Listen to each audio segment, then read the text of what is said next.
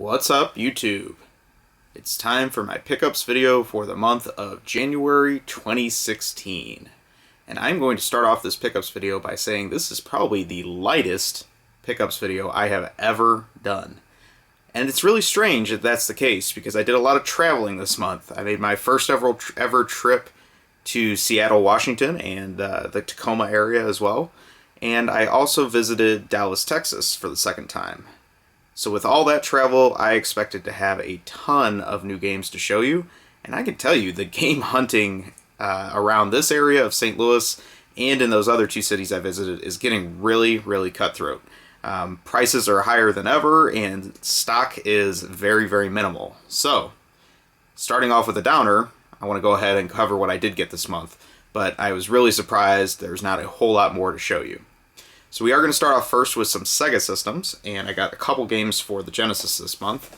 First one of these is an upgrade to a complete copy. This is one that I've really been wanting to get complete for a while. I've had a hard time finding it, and that is Mystical Fighter. This is a great underrated beat-em-up for the system. It was either partially developed by Taito or at least just published by Taito in Japan, and USA version was published by DreamWorks, which very minor company for the Genesis. I believe this game was actually developed by Kid Corporation, who has made several good games over the years. And yeah, if you want to beat them up for your Genesis, this is a great one to get. So definitely check this game out. Another game I picked up for the Genesis this month, this is the first time I've had this one, and that is Battletoads Double Dragon.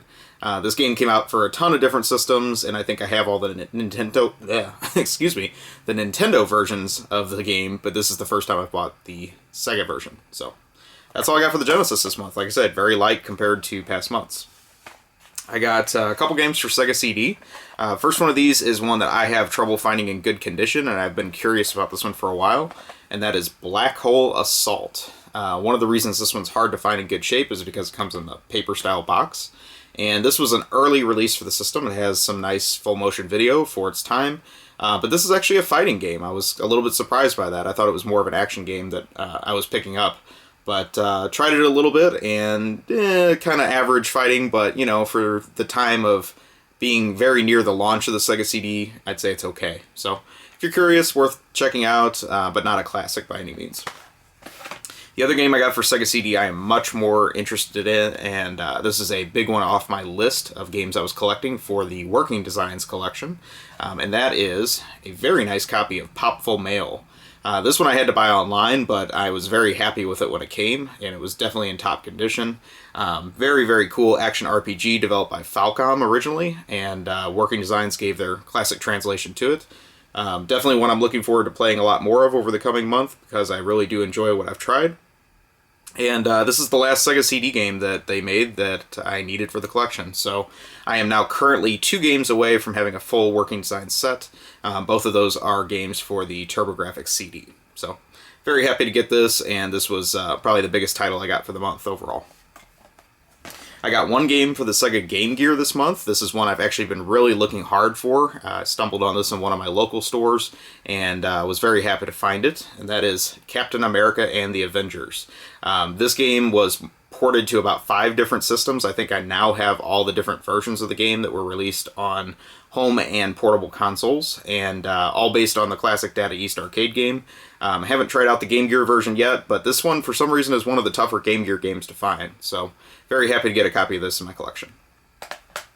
I got a few games for the PS1. Nothing mind-bending here, but some of these were a little bit more obscure, so that's one of the reasons why I wanted to grab these while I still had a chance. First one of these is Roll Away.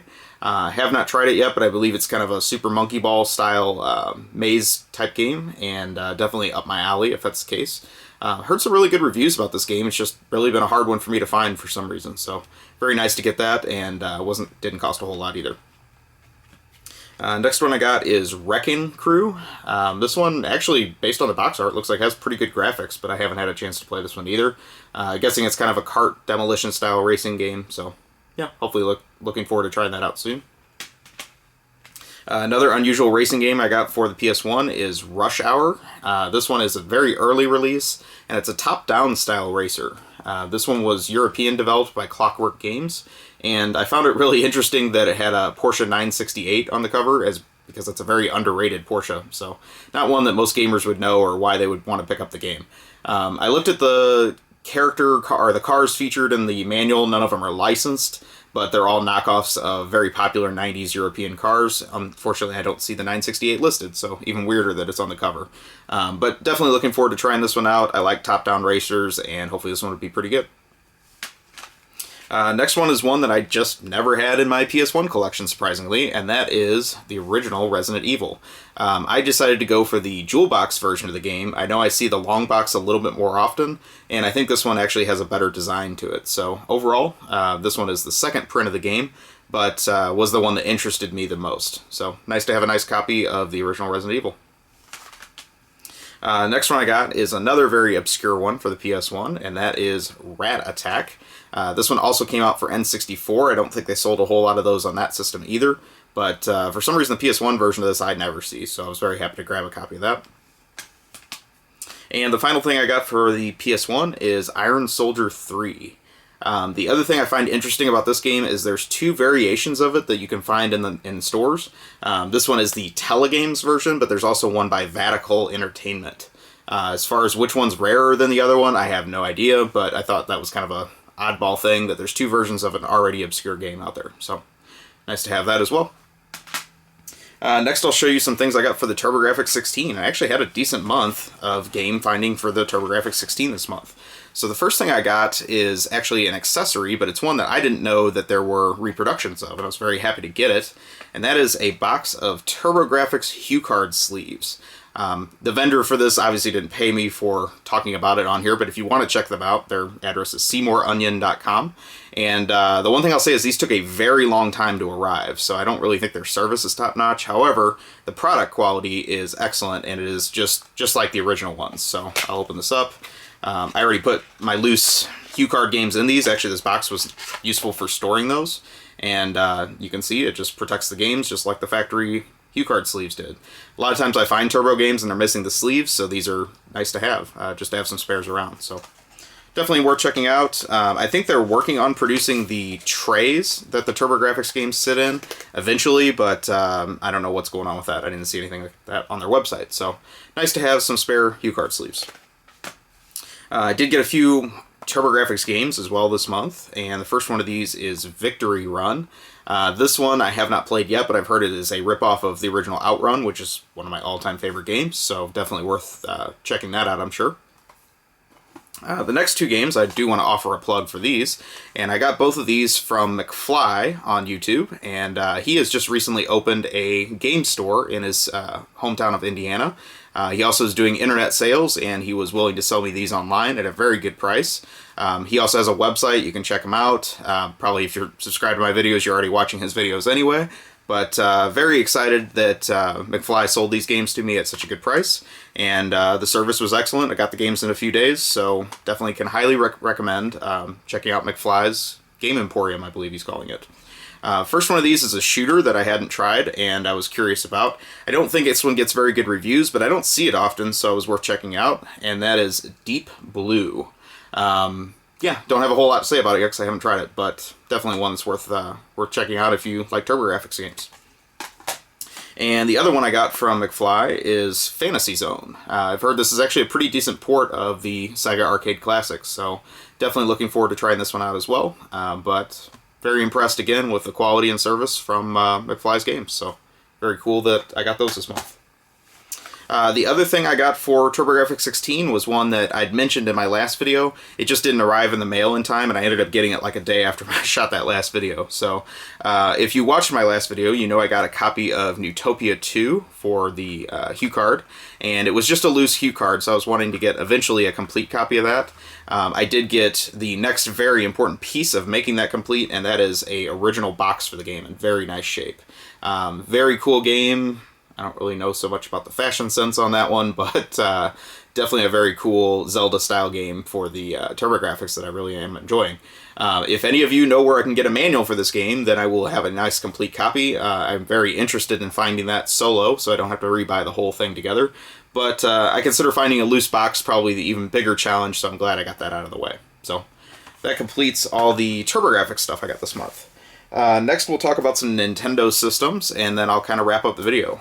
So, I did get one game for the Nintendo Wii this month, and I wasn't expecting, really looking for this. I saw it on a video of games they felt are rare for the Wii, which is such a crapshoot because I don't really feel like Wii collecting has shaken itself out yet.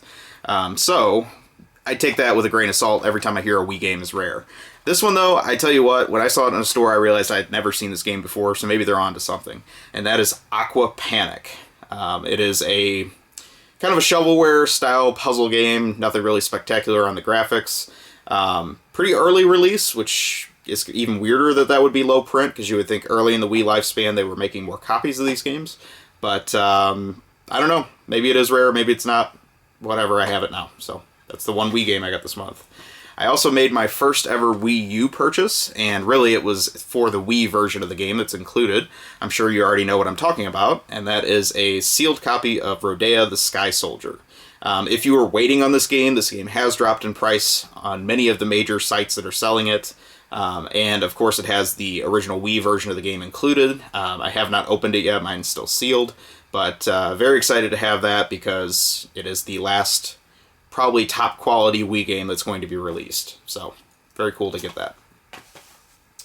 Next I'll talk about some original Game Boy games I'm going after right now. I'm kind of putting my focus back into original Game Boy collecting, I guess. I'm not super pumped about it. It is probably the closest system I have towards getting a complete collection of. I'm more than halfway there. So, until I really figure out what my next passion is going to be for a complete set, that's probably going to be my main focus. So some of these games might not be that interesting, but it is in the pursuit of a complete set eventually. First one of these is Indiana Jones and the Last Crusade. The thing I find interesting about this is published by Ubisoft. It's one of their early released games. And the Nintendo NES Ubisoft version of this game is incredibly rare. The Taito game for the NES that has the same title but plays completely different, is not the same game internally, is much more common. So I don't know if that really plays out on the Game Boy. I seem to see this one pretty often, but it seems weird to me that this was released the same time as the NES game, yet this is not very rare and the NES game is. So whatever, we'll find out once Game Boy collecting really shakes itself out too. I also got the original Double Dragon for Game Boy. I believe I now have the trilogy on that system. And then I got a copy of Mighty Morphin Power Rangers, the movie. Nothing exciting there, really, right? I did get 3 complete games for the Game Boy this month, though, and I tell you what, getting games complete for the original Game Boy is not an easy task. I stumbled upon these at my local store, the Game Trader, and I definitely was happy to get these. First one of these is a very nice copy of Motocross Maniacs. Definitely a highlight of the early Game Boy library, and very nice to have that one complete. I was actually pretty excited about that. The other 2 of these, they're not as special, they're sports game. So I got the original Baseball by Nintendo, whatever, and Tecmo Bowl. Again, whatever. So, nice to have complete Game Boy games, just wish they were a little bit more interesting titles. I got a couple complete games for the DS this month. First one of these was one of the random shooters that I forgot existed on the system, and that is XG Blast. Have not played it yet. It looks kind of like a Defender-style shooter, I guess you could say. But who knows? It's probably just a shovelware shooter because there's quite a few of those. So nice to have it. I got it very cheap. The other one that I got for the DS is one that I guess I didn't realize existed for a long time. When I made my DS collection video a few months back, a lot of people said I needed to get this game. And once I read some stuff about it, it sounded like it was up my alley. So definitely looking forward to trying this out. And that is Ghost Trick Phantom Detective by Capcom. Definitely it seems to be related somewhat to the Phoenix Wright games as far as like development. So if that's the case, that'll be a big win if so. And looking forward to trying this out soon. The last system I got some games for this month was the Super Nintendo, and again, I'm kind of like debating whether to go for a complete Super Nintendo set or just tap out. Basically, if I get games cheap, I'll pick them up, so that's where I am with these. First one of these is Time Cop. This one looks like it has comic book art on the label there, but however, if you play this, you play as a computer digitized version of Jean-Claude Van Damme from the movie. So if that is exciting to you, definitely check out Time Cop. Most people probably won't be very exciting, but I found it kind of funny. I I also got the red cartridge variation of Maximum Carnage. Nice to have that one, I guess. And then the other loose card I got was the Justice League of America cartridge. Nothing special there. I did get 3 complete games for the Super Nintendo this month, and again, none of these are super exciting, but I'll show them anyway. First one of these is Super Batter Up, kind of one of the more obscure Namco baseball games for the system. And I got Nigel Mansell's World Championship Racing. Probably nothing special there. And then the last one of those is The Hunt for Red October. You're probably saying, why on earth would you buy some crappy licensed game like that? Well, I found out this is actually a shooter, and I thought I had all the shooters for the Super Nintendo, so once I found that out, I had to get it. It doesn't really look like it's very good. It's submarine style, but very slow-paced, as it should be, and probably not very special. I do think it's kind of weird you can use the Super Scope, though, for certain scenes of this game, so that's a plus, I guess, if you're interested in that. So anyway, that wraps up the finds I had for the month of January 2016. Like I said, very light month for pickups. Hopefully February will be better. I do want to include a bonus rant, though, in this video because, well, I've been doing that lately. So I'm not going to name names. That would be tasteless, but I'm going to talk about it anyway. So while I was in the Seattle area, I bumped into a famous YouTube video game person. Not going to name names. And at first when I saw this person in the store I was in, I thought, oh, that's cool. I don't really have a strong connection to that person. Don't, comment back and forth on videos like I do with several other YouTubers. But, I'll say hi. I mean, I think that'd be the nice thing to do. He probably hasn't checked out my stuff, but, whatever. So, fully planned on doing that. The next thing I noticed, though, is he had a entourage of followers with him already. There are about 4 little people kind of tagging along and hanging on to his every word like he was this big, big celebrity, which I thought was a little funny. I mean, come on. We're real people here, too. So that was a little off-putting. I thought, yeah, he's pretty occupied with his people. I'll just back off. But the one thing that really bugged me and why I'm ranting about it is when that famous YouTuber asked for his name's discount that he deserved when he talked to the shop owner. That really bugged me. We aren't entitled to special discounts just because of who we are. I mean, come on, there's no reason for me to, but we've never name-dropped ourselves to get special prices in stores. It's one thing if people know who you are and they want to give you props because they enjoy your videos, but I would never expect that, and I really was put in a situation where I would never want to support that person's stuff ever again. So, like I said, bonus rant. You could have tuned this out if you didn't want to hear it, but I had to get it off my chest. I think it's really tacky that we've come to that level of expecting special prices just because of our videos. So, with that said, hopefully that didn't ruin your day or anything, but I wanted to talk about it. And have a great day or night wherever you are. I will talk to you soon, and please leave a comment, comment, and subscribe to the video. Have a great day. Thank you.